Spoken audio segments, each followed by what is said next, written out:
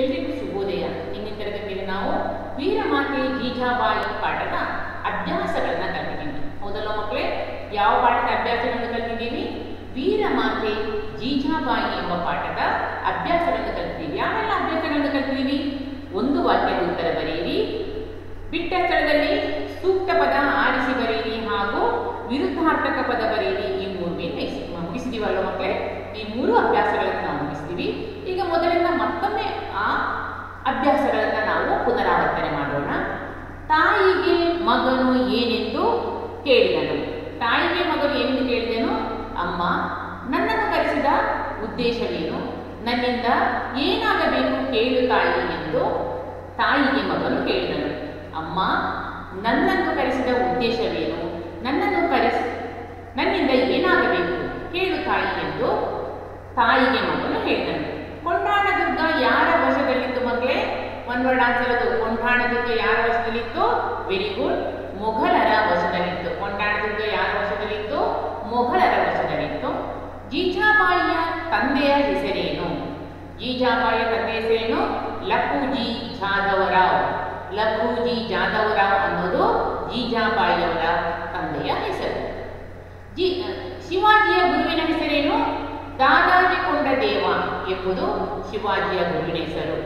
ಶಿವಾಜಿಯ ಗುರುವಿನ ಹೆಸರೇನು ಹೇಳಿ? ದಾದಾಜಿ ಕೊಂಡ ದೇವ ಅನ್ನೋದು ಶಿವಾಜಿಯ ಗುರುವಿನ ಹೆಸರು. ನೆಕ್ಸ್ಟ್ ಮೇಲೆ ಯಾವುದು ಕಲ್ತೀವಿ? ಕೊಟ್ಟಿರುವ ಪದಗಳಲ್ಲಿ ಸರಿಯಾದ ಪದ ಆರಿಸಿ ಬಿಟ್ಟ ಸ್ಥಳದಲ್ಲಿ ಬರೆಯಿರಿ ಎಂಬುದಾಗಿದೆ. ಹೌದಲ್ವಾ? ಅಲ್ಲಿ ಯಾವೆಲ್ಲ ಆಯ್ಕೆಗಳನ್ನು ಕೊಡಲಾಗಿದೆ? ಮಹಾಭಾರತ, ಜೀಜಾಬಾಯಿ, ರಾಯಗಢ, ಶಹಾಜಿ, ರಾಮಾಯಣ. ಮೊದಲನೆಯ ಪ್ರಶ್ನೆ, ಛತ್ರಪತಿ ಶಿವಾಜಿ ತಾಯಿಯ ಹೆಸರು ಡ್ಯಾಶ್. ಛತ್ರಪತಿ ಶಿವಾಜಿ ತಾಯಿಯ ಹೆಸರೇನು? ಜೀಜಾಬಾಯಿ. ವೆರಿ ಗುಡ್, ಏನದು? ಜೀಜಾಬಾಯಿ. ಜೀಜಾಬಾಯಿ ಡ್ಯಾಶ್ ಎಂಬುವರನ್ನು ವಿವಾಹವಾದಳು. ಜೀಜಾಬಾಯಿ ಡ್ಯಾಶ್ ಎಂಬುವರನ್ನು ವಿವಾಹವಾದಳು. ಯಾರನ್ನ? ಶಹಾಜಿ. ರಿಪೀಟ್ ಮಾಡಿ, ಶಹಾಜಿ ಎಂಬುವರನ್ನ ವಿವಾಹವಾದಳು. ಜೀಜಾಬಾಯಿ ಶಿವಾಜಿಗೆ ಪ್ರತಿನಿತ್ಯ ಡ್ಯಾಶ್ ಮತ್ತು ಡ್ಯಾಶ್ ಕಥೆಗಳನ್ನು ಹೇಳುತ್ತಿದ್ದಳು. ಜೀಜಾಬಾಯಿ ಶಿವಾಜಿಗೆ ಡ್ಯಾಶ್ ಮತ್ತು ಡ್ಯಾಶ್ ಕಥೆಗಳನ್ನು ಹೇಳುತ್ತಿದ್ದಳು. ಯಾವ ಕಥೆ ಹೇಳ್ತಿದ್ಲು? ರಾಮಾಯಣ ಮತ್ತು ಮಹಾಭಾರತ ಕಥೆಗಳನ್ನು ಹೇಳುತ್ತಿದ್ದಳು. ಶಿವಾಜಿ ಪಟ್ಟಾಭಿಷೇಕವು ಡ್ಯಾಶ್ದಲ್ಲಿ ನಡೆಯಿತು. ಶಿವಾಜಿ ಪಟ್ಟಾಭಿಷೇಕ ಎಲ್ಲಿ ನಡೆಯಿತು? ರಾಯಗಢದಲ್ಲಿ ನಡೆಯಿತು. ಶಿವಾಜಿಯ ಪಟ್ಟಾಭಿಷೇಕವು ಡ್ಯಾಶ್ದಲ್ಲಿ ನಡೆಯಿತು, ರಾಯಗಢದಲ್ಲಿ ನಡೆಯಿತು. ನೆಕ್ಸ್ಟ್, ಕೊಟ್ಟಿರುವ ಪದ ಗಮನಿಸಿ ವಿರುದ್ಧಾರ್ಥಕ ಪದ ಬರೆಯಿರಿ ಎಂಬುದಾಗಿದೆ. ಧೈರ್ಯ ಪದದ ವಿರುದ್ಧಾರ್ಥಕ ಪದ ಅಧೈರ್ಯ. ಧೈರ್ಯ ಅಧೈರ್ಯ. ಜಯ ಅಪಜಯ. ರಿಪೀಟ್ ಮಾಡಬೇಕು. ಜಯ ಅಪಜಯ. ಗೌರವ ಅಗೌರವ. ಗೌರವ ಅಗೌರವ. ನೀತಿ ಅನೀತಿ. ನೀತಿ ಅನೀತಿ. ಒಟ್ಟಿಷ್ಟು ಮೇನ್ಗಳನ್ನು ನಾವು ಕಲ್ತಿದ್ದೀವಿ. ಹೌದಲ್ವ ಮಕ್ಕಳೇ? ಈಗ ನೆಕ್ಸ್ಟ್ ಮೇನ್, ಈ ಮೇನ್ ಇದೆ ನೋಡ್ಕೊಳ್ಳಿ. ಈ ಮೇನಲ್ಲಿ ಏನ್ ಕೊಟ್ಟಿದ್ದಾರೆ? ಮಾದರಿಯಂತೆ ಕೊಟ್ಟಿರುವ ಪದ ಗಮನಿಸಿ ಎರಡೆರಡು ಸಮಾನಾರ್ಥಕ ಪದಗಳನ್ನು ಬರೆಯಿರಿ ಅಂತ ಕೊಟ್ಟಿದ್ದಾರೆ. ಮೇನಲ್ಲಿ ಒಂದು ಮೊದಲಿಗೆ ಅವರು ನಿಮಗೆ ಮಾದರಿ ಕೊಟ್ಟಿದ್ದಾರೆ. ಸಾಗರ. ಸಾಗರ ಎರಡು ಸಮಾನಾರ್ಥಕ ಬರೀಬೇಕು. ಅವರೇ ಕೊಟ್ಟಿದ್ದಾರೆ. ಸಮುದ್ರ, ಕಡಲು ಎನ್ನುವಂತಹ ಸಮುದ್ರ, ಕಡಲು ಎನ್ನುವಂತಹ ಎರಡು ಸಮಾನಾರ್ಥಕಗಳನ್ನು ಕೊಟ್ಟಿದ್ದಾರೆ ಮಕ್ಕಳು. ಈಗ ನೆಕ್ಸ್ಟ್ ನಾವು ಸಮಾನಾರ್ಥಕಗಳನ್ನು ಬರೀಬೇಕು. ಇದನ್ನು ನಿಮ್ಮ ರಫ್ ನೋಟಲ್ಲಿ ಅಥವಾ ಹೋಮ್ವರ್ಕ್ ಅಲ್ಲಿ ಬರಿತಾ ಹೋಗಬೇಕು. ಒಂದನೇದು ಪುತ್ರ. ಪುತ್ರ ಅಂದ್ರೇನು? ಮಗ. ಸುತ. ಎರಡು ಅರ್ಥಗಳನ್ನು ಬರೀರಿ. ಎರಡೆರಡು ಸಮಾನಾರ್ಥಕ. ಮಗ, ಸುತ. ಎರಡನೆಯ ಪದ ರಾಜ. ರಾಜ ಅಂದ್ರೆ ಯಾರು? ಅರಸ, ದೊರೆ. ರಾಜ, ಅರಸ, ದೊರೆ. ಮೂರನೆಯ ಪದ ಯುದ್ಧ. ಯುದ್ಧ, ಕಾಳಗ, ಕದನ. ಕಾಳಗ, ಕದನ. ನೋಡಿದ್ರಲ್ಲ, ಮೂರು ಪದಗಳನ್ನು ಕೊಟ್ಟಿದ್ದು ಯಾವುದೆಲ್ಲ? ಪುತ್ರ, ಮಗ, ಸುತ. ಪುತ್ರ ಎನ್ನುವಂಥ ಪದಕ್ಕೆ ಎರಡು ಸಮಾನಾರ್ಥಕಗಳು ಮಗ ಮತ್ತು ಸುತ ಅನ್ನೋದು. ರಾಜ ಪದಕ್ಕೆ ಎರಡು ಸಮಾನಾರ್ಥಕಗಳು ಅರಸ, ದೊರೆ. ಹಾಗೆ ಮೂರನೇ ಪದ ಯುದ್ಧ, ಕಾಳಗ, ಕದನ ಅನ್ನೋದು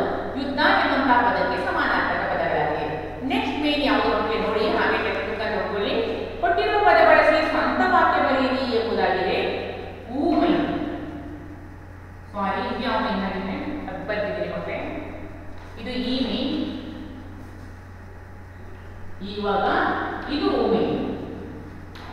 ಮೊದಲಿದು ಬಹುಮಾನ ಎಂಬುದಾಗಿದೆ. ಬಹುಮಾನ ಏನು ವಾಕ್ಯ ಹೇಳ್ತೀರಾ ಹೇಳಿ? ಬಹುಮಾನ ಎನ್ನುವಂತ ಪದಕ್ಕೆ ಒಂದು ವಾಕ್ಯವನ್ನ ಹೇಳಿ ನೋಡೋಣ. ಯಾವಾಗ ನೀವು ಬಹುಮಾನ ತಗೊಂಡ್ರಿ ಅಂತ ಹೇಳಿದ್ರೆ ಸಾಕು. ನಾನು ಸಂಗೀತ ಸ್ಪರ್ಧೆಯಲ್ಲಿ ಮೊದಲನೇ ಬಹುಮಾನ ಗಳಿಸಿದೆನು, ನಾನು ಚಿತ್ರಕಲಾ ಸ್ಪರ್ಧೆಯಲ್ಲಿ ಮೊದಲನೇ ಬಹುಮಾನ ಗಳಿಸಿದೆನು, ಅಥವಾ ನಾನು ಓಟದ ಸ್ಪರ್ಧೆಯಲ್ಲಿ ಮೊದಲನೇ ಬಹುಮಾನ ಗಳಿಸಿದೆನು, ನಾನು ನೃತ್ಯದ ಸ್ಪರ್ಧೆಯಲ್ಲಿ ಬಹುಮಾನ. ಯಾವುದಾದ್ರೂ ಸರಿ ಬರೀಬಹುದು. ನೀವು ಪ್ರಬಂಧ ಸ್ಪರ್ಧೆಯಲ್ಲಿ ಆದರೂ ಬರೀಬಹುದು, ಯಾವುದಾದ್ರೂ ಬರೀಬಹುದು. ಈಗ ನಾನು ಹೇಳ್ತೀನಿ, ಅದನ್ನು ಬರ್ಕೊಳ್ಳಿ. ನಾನು ಓಟದ ಸ್ಪರ್ಧೆಯಲ್ಲಿ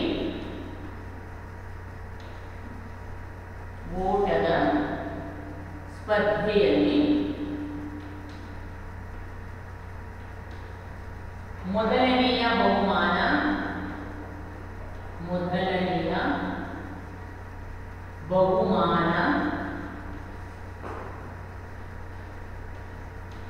ಪಡೆದೆನು. ನಾನು ಓಟದ ಸ್ಪರ್ಧೆಯಲ್ಲಿ ಮೊದಲನೆಯ ಬಹುಮಾನ ಪಡೆದೆನು. ಎರಡನೇ ಯಾವುದು? ಉದ್ಯೋಗ. ಉದ್ಯೋಗ ಏನು?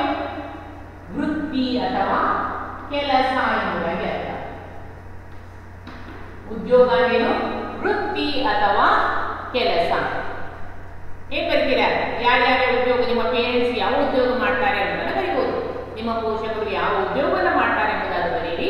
ನಾನು ಬರೀತೀನಿ ನೋಡ್ಕೊಳ್ಳಿ. ಬೇಸಾಯವು ಹಳ್ಳಿಯ ಜನರ ಪ್ರಮುಖ ಉದ್ಯೋಗವಾಗಿದೆ. ಸರಿ ಅಲ್ಲ ಮಕ್ಕಳೇ?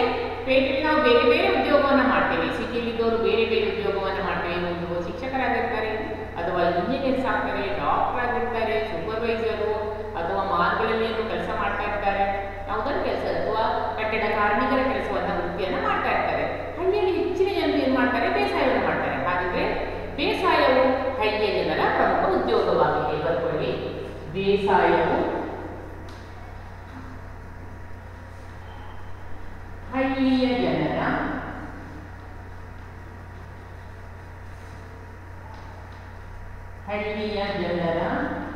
ಪ್ರಮುಖ ಉದ್ಯೋಗವಾಗಿದೆ. ಬೇಸಾಯವು ಹಳ್ಳಿಯ ಜನರ ಪ್ರಮುಖ ಉದ್ಯೋಗವಾಗಿದೆ. ಉದ್ಯೋಗ ಅರ್ಥ ಎಂಬುದೇ ವೃತ್ತಿ ಅಥವಾ ಕೆಲಸ ಎಂಬುದಾಗಿ ಅರ್ಥ. ನೆಕ್ಸ್ಟ್ ಮೂರನೇದು ಗುಲಾಮಗಿರಿ.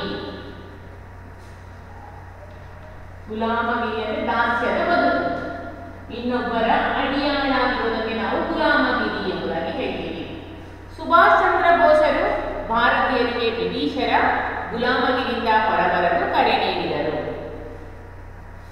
ಸುಭಾಷ್ ಚಂದ್ರ ಬೋಸರು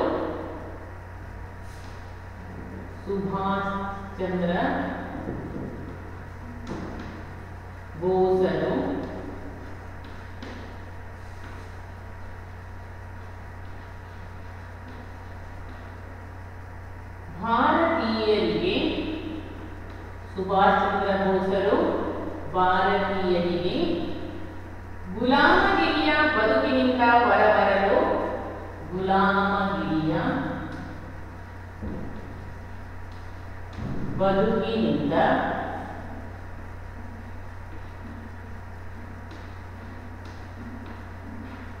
ಹೊರಬರಲು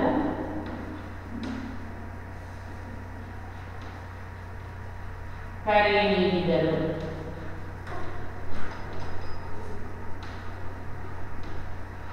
ಇನ್ನೊಂದ್ಸಲ ಹೇಳ್ತೀನಿ. ಸುಭಾಷ್ ಚಂದ್ರ ಬೋಸರು ಭಾರತೀಯರಿಗೆ ಗುಲಾಮಗಿರಿಯ ಬದುಕಿನಿಂದ ಹೊರಬರಲು ಕರೆ ನೀಡಿದರು. ನೆಕ್ಸ್ಟ್ ಪ್ರಶ್ನೆ, ವೈಭವ.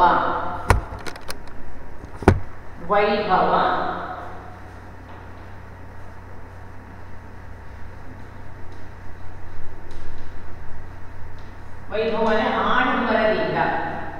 ಮೈಸೂರು ದಸರಾ ಬಹಳ ವೈಭವದಿಂದ ಜರುಗುತ್ತದೆ. ಮೈಸೂರು ದಸರಾವು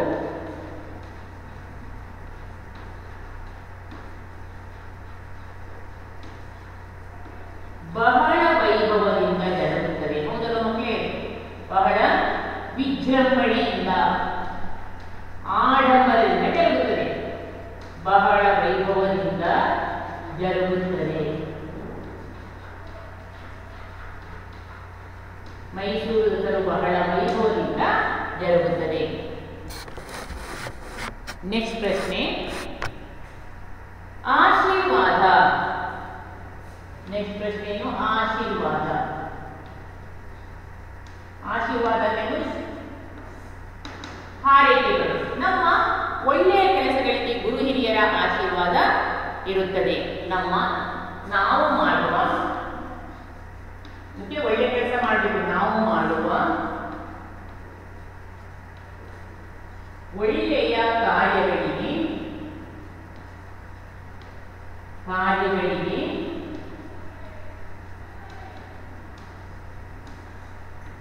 ಗುರು ಹಿರಿಯರ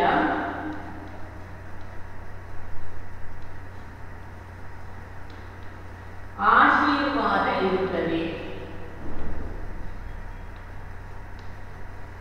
ನಾವು ಮಾಡುವ ಒಳ್ಳೆಯ ಕಾರ್ಯಗಳಿಗೆ ಗುರು ಹಿರಿಯರ ಆಶೀರ್ವಾದ ಇರುತ್ತದೆ. ಒಟ್ಟು ಎಷ್ಟು ಪ್ರಶ್ನೆಗಳಿದ್ವು? 5 ಪ್ರಶ್ನೆಗಳಿದ್ವು. ಈ 5 ಪ್ರಶ್ನೆಗಳ ಉತ್ತರವನ್ನು ನಾನೀಗ ಬೋರ್ಡಲ್ಲಿ ಬರೆದಿದ್ದೀನಿ, ಹೌದಲ್ವಾ? ಮೊದಲನೇ ಪ್ರಶ್ನೆ ಏನು ಕಾಣ್ತಾ ಇದೆಯಲ್ಲ ಮಕ್ಕಳೇ? ಬಹುಮಾನ. ನಾನು ಓಟದ ಸ್ಪರ್ಧೆಯಲ್ಲಿ ಮೊದಲನೆಯ ಬಹುಮಾನ ಪಡೆದೆನು. 2 ಉದ್ಯೋಗ. ಬೇಸಾಯವು ಹಳ್ಳಿಯ ಜನರ ಪ್ರಮುಖ ಉದ್ಯೋಗವಾಗಿದೆ. 3ನೇದು ಗುಲಾಮಗಿರಿ. ಸುಭಾಷ್ ಚಂದ್ರ ಬೋಸರು ಭಾರತೀಯರಿಗೆ ಗುಲಾಮಗಿರಿಯ ಬದುಕಿನಿಂದ ಹೊರಬರಲು ಕರೆ ನೀಡಿದರು. ವೈಭವ. ಮೈಸೂರು ದಸರಾವು ಬಹಳ ವೈಭವದಿಂದ ಜರುಗುತ್ತದೆ. ಆಶೀರ್ವಾದ. ನಾವು ಮಾಡುವ ಒಳ್ಳೆಯ ಕಾರ್ಯಗಳಿಗೆ ಗುರು ಹಿರಿಯರ ಆಶೀರ್ವಾದ ಇರುತ್ತದೆ. ನೆಕ್ಸ್ಟ್ ಊಮೆ. ಕೊಟ್ಟಿರುವ ಮಾತನ್ನು ಯಾರು ಯಾರಿಗೆ ಹೇಳಿದರು? ಮಾತಾಜಿಯವರಿಗೆ ನನ್ನ ಪ್ರಣಾಮಗಳು. ಊಮೆಯಲ್ಲಿ 1 ಮಾತಾಜಿಯವರಿಗೆ ನನ್ನ ಪ್ರಣಾಮಗಳು. ಯಾರು ಹೇಳಿದ? ಚಿಗುರು ಮೀಸೆಯ ಬಾಲಕ ಹೇಳಿದ. ಯಾರು ಹೇಳಿದ? ಚಿಗುರು ಮೀಸೆಯ ಬಾಲಕ ಅಂದ್ರೆ ಬ್ರಾಕೆಟಲ್ಲಿ ಶಿವಾಜಿ ಪುಟ್ಟ ಬಾಲಕನಾಗಿದ್ದಾಗ ಹೇಳಿದ್ದು. ಯಾರಿಗೆ ಹೇಳಿದ? ಮಾತೆ ಜೀಜಾಬಾಯಿಗೆ ಹೇಳಿದ. ಮೊದಲನೇದು ಮಾತಾಜಿಯವರಿಗೆ ನನ್ನ ಪ್ರಣಾಮಗಳು ಹೇಳಿದವನು ಯಾರು? ಚಿಗುರು ಮೀಸೆಯ ವೀರ ಬಾಲಕ. ಚಿಗುರು ಮೀಸೆಯ ವೀರ ಬಾಲಕ ಹೇಳಿದ.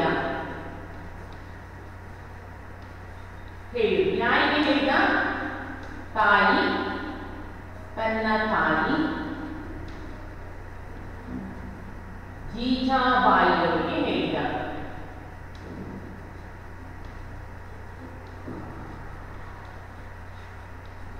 ಮಾತಾಜಿಯವರಿಗೆ ನನ್ನ ಪ್ರಣಾಮಗಳು ಯಾರು ಹೇಳಿದ?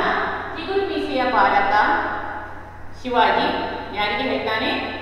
ತನ್ನ ಮಾತೆಯಾದಂತಹ ತನ್ನ ತಾಯಿ ಜೀಜಾಬಾಯಿಯವರಿಗೆ ಈ ಮಾತನ್ನ ಹೇಳ್ತಾನೆ. ನೀನು ಗೆದ್ದು ನನಗೆ ಬಹುಮಾನ ಕೊಡಬೇಕು. ನೀನು ಗೆದ್ದು ನನಗೆ ಬಹುಮಾನವಾಗಿ ಕೊಡಬೇಕು. 2ನೆಯ ಪ್ರಶ್ನೆ, ನೀನು ಗೆದ್ದು ನನಗೆ ಬಹುಮಾನವಾಗಿ ಕೊಡಬೇಕು. ಈ ಮಾತನ್ನ ಯಾರು ಹೇಳ್ತಾರೆ? ಮಾತೆ ಜೀಜಾಬಾಯಿ ಹೇಳ್ತಾರೆ. ಯಾರು ಹೇಳ್ತಾರೆ? ಮಾತೆ ಜೀಜಾಬಾಯಿ ಯಾರಿಗೆ ಹೇಳ್ತಾನೆ? ಜೀಜಾಬಾಯಿ ಯಾರಿಗೆ ಹೇಳ್ತಾಳೆ? ಬಾಲಕ ಶಿವಾಜಿಗೆ ಹೇಳ್ತಾರೆ. ತನ್ನ ಮಗ ಶಿವಾಜಿಗೆ ಹೇಳ್ತಾನೆ. ಮಗ ಶಿವಾಜಿಗೆ, ಯಾರಿಗೆ? ಮಗನಾದಂತಹ ಶಿವಾಜಿಗೆ ಹೇಳ್ತಾಳೆ. ನೀನು ಗೆದ್ದು ನನಗೆ ಬಹುಮಾನವಾಗಿ ಕೊಡಬೇಕು. ಈ ಮಾತನ್ನ ಮಾತೆ ಜೀಜಾಬಾಯಿ ತನ್ನ ಮಗನಾದಂತಹ ಶಿವಾಜಿಗೆ ಹೇಳ್ತಾಳೆ. ನೆಕ್ಸ್ಟ್ ಮೇನ್ ಮಕ್ಕಳೇ ಕಾಣಿಸ್ತಾ ಇದೆಯಲ್ವಾ? ನೆಕ್ಸ್ಟ್ ಮೈನ್ ಒಂದು ಮುಗಿಸಿಬಿಡೋಣ. ಅದರಲ್ಲೇನು ಜಾಸ್ತಿ ಇಲ್ಲ. ಮೈನ್ ಆಮೇಲೆ ಮತ್ತೊಮ್ಮೆ ರಿವೈಸ್ ಮಾಡೋಣ.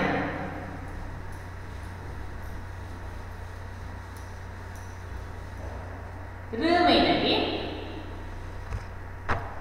1ನೇದು ಮೈನ್ ಏನು ಕೊಟ್ಟಿದ್ದಾರಲ್ಲಿ?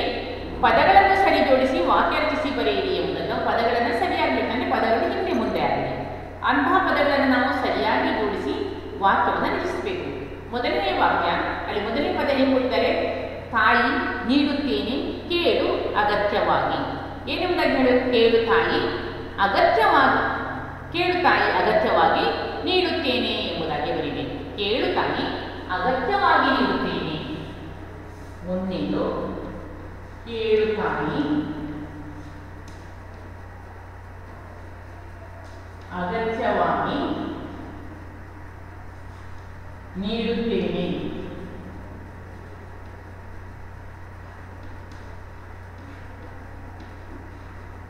ಕೇಳು ತಾಯಿ ಅಗತ್ಯವಾಗಿ ನೀಡುತ್ತೇನೆ. 2 ಚಾಣಾಕ್ಷ ಜೀಜಾಬಾಯಿ ಹೆಣ್ಣು ಮಗಳು. ಇಲ್ಲಿ ನಾವೇನು ಬರೀಬೇಕು? ಚಾಣಾಕ್ಷ ಜೀಜಾಬಾಯಿ ಹೆಣ್ಣು ಮಗಳು. ಜೀಜಾಬಾಯಿ ಚಾಣಾಕ್ಷ ಹೆಣ್ಣು ಮಗಳು. ಜೀಜಾಬಾಯಿ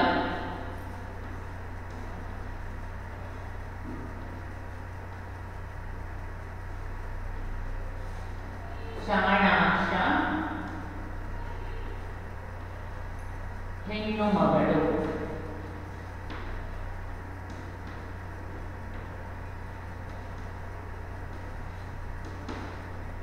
ಮೂರನೇ ಪ್ರಶ್ನೆ,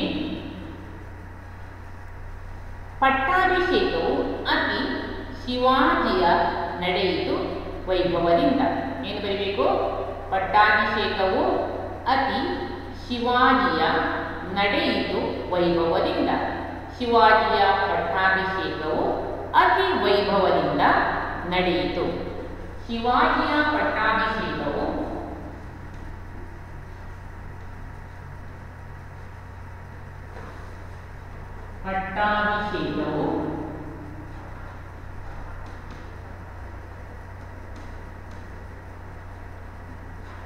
ಅತಿ ವೈಭವದಿಂದ ನಡೆಯಿತು. ಶಿವಾಜಿಯ ಪಟ್ಟಾಭಿಷೇಕವು ಅತಿ ವೈಭವದಿಂದ ನಡೆಯಿತು. ಹಾಗೆ ನಾವು ಇವೆಲ್ಲವನ್ನು ಒಂದ್ಸಲ ಸಾಧ್ಯ ಆದರೆ ಬರ್ಕೊಂಡಲ್ಲಿ ಅಥವಾ ಹೋಮ್ವರ್ಕ್ನಲ್ಲಿ ಬರ್ಕೊಳ್ಳಿ. ಮಕ್ಕಳೇ, ನಾವಿವತ್ತು ಎಷ್ಟು ಮೇನ್ಗಳನ್ನು ಕಲ್ತೀವಿ ಹೇಳಿ ನೋಡೋಣ. ಮೊದಲನೇದಾಗಿ ನಾವು ಸಮಾನಾರ್ಥಕ ಪದಗಳನ್ನು, ಆಮೇಲೆ ಇನ್ನೇನು ಕಲ್ತ್ವಿ? ಸ್ವಂತ ವಾಕ್ಯ. ಕೊಟ್ಟಿರೋ ಮಾತನ್ನು ಯಾರ್ಯಾರಿಗೆ ಹೇಳಿದರು, ಪದಗಳನ್ನು ಸರಿ ಜೋಡಿಸಿ ವಾಕ್ಯ ರಚಿಸಿ. ಇಷ್ಟು 4 ಮೇನ್ಗಳನ್ನು ಕಲ್ತಿದ್ದೀವಿ ಮಕ್ಕಳೇ. ಮತ್ತೊಮ್ಮೆ ಅದನ್ನು ನಾವು ರಿವೈಸ್ ಮಾಡೋಣ. ಮೊದಲನೇ ಮೇನ್ ಯಾವುದು? ಈ ಮೇನಲ್ಲಿ ಕೆಳಗೆ ನೀನು ಮಾದರಿಯಂತೆ ಗಮನಿಸಿ 2 ಸಮಾನಾರ್ಥಕಗಳನ್ನು ಬರೆಯಲು ಕೊಟ್ಟಿದ್ರು. ಮಾದರಿ ಯಾವ ಪದವನ್ನು ಕೊಟ್ಟಿದ್ದಾರೆ? ಸಾಗರ ಎನ್ನುವಂಥ ಪದವನ್ನು ಕೊಟ್ಟು ಅಲ್ಲಿ 2 ಸಮಾನಾರ್ಥಕಗಳನ್ನು ಬರೆದಿದ್ದಾರೆ. ಯಾವುದಿಲ್ಲ? ಸಮುದ್ರ, ಕಡಲು ಎನ್ನುವಂಥ. ಹಾಗೆ ಮೊದಲನೇ ಪ್ರಶ್ನೆ ಯಾವುದು? ಪುತ್ರ. ಪುತ್ರ ಎನ್ನುವಂತಹ ಪದಕ್ಕೆ ನಾವು 2 ಸಮಾನಾರ್ಥಕಗಳನ್ನು ಬರೆದಿದ್ದೀವಿ. ಯಾವುದೆಲ್ಲ ಮಕ್ಕಳೇ? ಯಾವುದೆಲ್ಲ 2 ಸಮಾನಾರ್ಥಕಗಳು ಬರೆದ್ವಿ? ಮಗ, ಸುತ. ಹೇಳಿ ನೋಡೋಣ. ಮಗ, ಸುತ. ರಾಜ. ರಾಜ ಪದದ 2 ಸಮಾನಾರ್ಥಕಗಳು ಅರಸ, ದೊರೆ. ಅರಸ, ದೊರೆ. ಯುದ್ಧ. ಯಾವುದೆರಡು ಸಮಾನಾರ್ಥಕಗಳು? ಕಾಳಗ, ಕದನ. ಯುದ್ಧ, ಕಾಳಗ, ಕದನ. ಕೊಟ್ಟಿರುವ ಪದ ಬಳಸಿ ಸ್ವಂತ ವಾಕ್ಯ ಬರೆಯಿರಿ. ನೆಕ್ಸ್ಟ್ ಮೇನ್ ಯಾವುದು? ಮೇನ್. ಒಂದನೇದು ಬಹುಮಾನ. ನಾನು ಓಟದ ಸ್ಪರ್ಧೆಯಲ್ಲಿ ಮೊದಲನೆಯ ಬಹುಮಾನ ಗಳಿಸಿದೆನು. ನಾನು ಓಟದ ಸ್ಪರ್ಧೆಯಲ್ಲಿ ಮೊದಲನೆಯ ಬಹುಮಾನ ಗಳಿಸಿದೆನು. ಉದ್ಯೋಗ. ಬೇಸಾಯವು ಹಳ್ಳಿಯ ಜನರ ಪ್ರಮುಖ ಉದ್ಯೋಗವಾಗಿದೆ. ಬೇಸಾಯವು ಹಳ್ಳಿಯ ಜನರ ಪ್ರಮುಖ ಉದ್ಯೋಗವಾಗಿದೆ. ಗುಲಾಮಗಿರಿ. ಸುಭಾಷ್ ಚಂದ್ರ ಬೋಸರು ಭಾರತೀಯರಿಗೆ ಗುಲಾಮಗಿರಿಯ ಬದುಕಿನಿಂದ ಹೊರಬರಲು ಕರೆ ನೀಡಿದರು. ಸುಭಾಷ್ ಚಂದ್ರ ಬೋಸರು ಭಾರತೀಯರಿಗೆ ಗುಲಾಮಗಿರಿಯ ಬದುಕಿನಿಂದ ಹೊರಬರಲು ಕರೆ ನೀಡಿದರು. ವೈಭವ. ಮೈಸೂರು ದಸರಾವು ಬಹಳ ವೈಭವದಿಂದ ಜರುಗುತ್ತದೆ. ಮೈಸೂರು ದಸರಾವು ಬಹಳ ವೈಭವದಿಂದ ಜರುಗುತ್ತದೆ. 4ನೇ ಪ್ರಶ್ನೆ ಆಶೀರ್ವಾದ. 5ನೇ ಪ್ರಶ್ನೆ ಆಶೀರ್ವಾದ. ನಾವು ಮಾಡುವ ಒಳ್ಳೆಯ ಕಾರ್ಯಗಳಿಗೆ ಗುರು ಹಿರಿಯರ ಆಶೀರ್ವಾದ ಇದ್ದೇ ಇರುತ್ತದೆ. ನಾವು ಮಾಡುವ ಒಳ್ಳೆಯ ಕಾರ್ಯಗಳಿಗೆ ಗುರು ಹಿರಿಯರ ಆಶೀರ್ವಾದ ಇದ್ದೇ ಇರುತ್ತದೆ. ಕೊಟ್ಟಿರುವ ಮಾತನ್ನು ಯಾರು ಯಾರಿಗೆ ಹೇಳಿದರು ಅನ್ನೋದು ಊಮೈನ್. ಊಮೈನಲ್ಲಿ ಕೊಟ್ಟಿರುವ ಮಾತನ್ನು ಯಾರು ಯಾರಿಗೆ ಹೇಳಿದರು. ಮೊದಲನೆಯ ಪ್ರಶ್ನೆ ಮಾತಾಜಿಯವರಿಗೆ ನನ್ನ ಪ್ರಣಾಮಗಳು. ಯಾರು ಹೇಳಿದ? ಮಾತಾಜಿಯವರಿಗೆ ನನ್ನ ಪ್ರಣಾಮಗಳು ಅನ್ನುವಂಥ ಮಾತನ್ನು ಯಾರು ಹೇಳ್ತಾನೆ? ಚಿಗುರು ಮೀಸೆಯ ಬಾಲಕ ಹೇಳ್ತಾನೆ. ಚಿಗುರು ಮೀಸೆಯ ಬಾಲಕ ಹೇಳ್ತಾನೆ. ಯಾರಿಗೆ ಹೇಳ್ತಾನೆ? ತನ್ನ ತಾಯಿ ಜೀಜಾಬಾಯಿಯವರಿಗೆ ಹೇಳ್ತಾನೆ. ಯಾರಿಗೆ ಹೇಳ್ತಾನೆ? ತನ್ನ ತಾಯಿ ಜೀಜಾಬಾಯಿಗೆ ಹೇಳ್ತಾನೆ. ನೀನು ಗೆದ್ದು ನನಗೆ ಬಹುಮಾನವಾಗಿ ಕೊಡಬೇಕು. ನೀನು ಗೆದ್ದು ನನಗೆ ಬಹುಮಾನವಾಗಿ ಕೊಡಬೇಕು. ಯಾರು ಹೇಳಿದ್ರು? ಮಾತೆ ಜೀಜಾಬಾಯಿ ಹೇಳಿದ್ರು. ಯಾರಿಗೆ ಹೇಳಿದ್ರು? ತನ್ನ ಮಗನಾದಂಥ ಶಿವಾಜಿಗೆ ಹೇಳಿದ್ರು. ಮಾತೆ ಜೀಜಾಬಾಯಿ ತನ್ನ ಮಗ ಶಿವಾಜಿಗೆ ಹೇಳಿದ್ರು. ಋಮೈನಲ್ಲಿ ಏನಿದೆ? ಪದಗಳನ್ನು ಸರಿಯಾಗಿ ಜೋಡಿಸಿ ವಾಕ್ಯ ರಚಿಸಿ ಬರೆಯಿರಿ ಎಂಬುದಾಗಿದೆ. ಅಲ್ಲಿ 3 ಪ್ರಶ್ನೆಗಳಿದ್ದವು. ತಾಯಿ ನೀಡುತ್ತೇನೆ ಕೇಳು ಅಗತ್ಯವಾಗಿ. ಕೇಳು ತಾಯಿ ಅಗತ್ಯವಾಗಿ ನೀಡುತ್ತೇನೆ. ಕೇಳು ತಾಯಿ ಅಗತ್ಯವಾಗಿ ನೀಡುತ್ತೇನೆ. ಎರಡನೆಯ ಪ್ರಶ್ನೆ, ಚಾಣಾಕ್ಷ ಜೀಜಾಬಾಯಿ ಹೆಣ್ಣು ಮಗಳು. ಜೀಜಾಬಾಯಿ ಚಾಣಾಕ್ಷ ಹೆಣ್ಣು ಮಗಳು. ಜೀಜಾಬಾಯಿ ಚಾಣಾಕ್ಷ ಹೆಣ್ಣು ಮಗಳು. ಮೂರನೇ ಪ್ರಶ್ನೆ, ಪಟ್ಟಾಭಿಷೇಕವು ಅತಿ ಶಿವಾಜಿಯ ನಡೆಯಿತು ವೈಭವದಿಂದ. ಶಿವಾಜಿಯ ಪಟ್ಟಾಭಿಷೇಕವು ಅತಿ ವೈಭವದಿಂದ ನಡೆಯಿತು. ಶಿವಾಜಿಯ ಪಟ್ಟಾಭಿಷೇಕವು ಅತಿ ವೈಭವದಿಂದ ನಡೆಯಿತು. ಹೀಗೆ 4 ಮೇನ್ ನಾನು ನಿಮಗೆ ಕಲಿಸ್ತೀನಿ. 2 ಬಾರಿ ಹೇಳಿದ್ದೀನಿ ಮಕ್ಕಳೇ. ನೀವು ಅದನ್ನು ಸರಿಯಾಗಿ ಕಲಿಯುವಂಥದ್ದು ನಿಮ್ಮ ಕರ್ತವ್ಯ, ಹೌದಲ್ವಾ? ನೀವೇನು ಮಾಡಬೇಕು? ಒಳ್ಳೆಯದನ್ನು ಓದಿ, ಸಾಧ್ಯ ಆದರೆ ನಿಮಗೆ 1 ಬಾರಿ ಬರೀರಿ. ಬರೆದು ಅಭ್ಯಾಸ ಮಾಡಿದ್ರೆ ಹೆಚ್ಚು ಚೆನ್ನಾಗಿ ಅರ್ಥವಾಗುತ್ತೆ, ಹೌದಲ್ವಾ? ಹಾಗಿದ್ರೆ ಮುಂದಿನ ತರಗತಿಗೆ ಬಂದಾಗ ಇದೊಂದು 2 ಬಾರಿ ನೀವು ಓದಿದ್ರೆ ನಾನು ಕೇಳುವಂತಹ ಪ್ರಶ್ನೆಗಳಿಗೆ ಸುಲಭವಾಗಿ ಉತ್ತರ ಹೇಳ್ಬೋದು, ಹೌದಲ್ವಾ? ಮುಂದೆ ಈ ಪಾಠದಲ್ಲಿ ಯಾವೆಲ್ಲ ಅಭ್ಯಾಸಗಳಿವೆ ಅನ್ನೋದನ್ನು ಮುಂದಿನ ತರಗತಿಯಲ್ಲಿ ಕಲಿಯೋಣ. ಧನ್ಯವಾದಗಳು.